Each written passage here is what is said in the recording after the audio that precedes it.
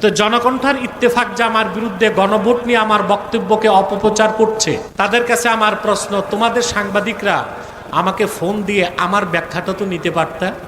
আমার ৩-৪ মাস আগের পুরোনো বক্তব্য থেকে একটা অংশ নিছে, আর নতুন বক্তব্য থেকে একটা অংশ নিয়ে অপপ্রচার করতেছে যে আব্বাসী সাহেব গণভোটের বিরোধিতা করতেছে।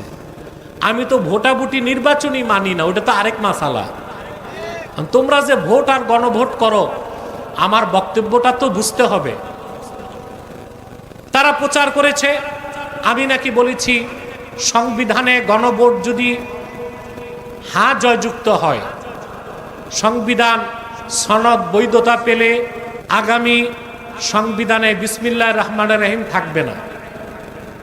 বক্তব্যটা এই রকম না।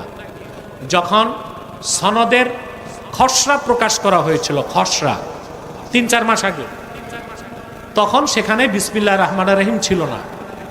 তখন আমি সারা দেশে প্রতিবাদ করছি যে সংবিধানে অবশ্যই বিসমিল্লাহির রহমানির রহিম থাকতে হবে।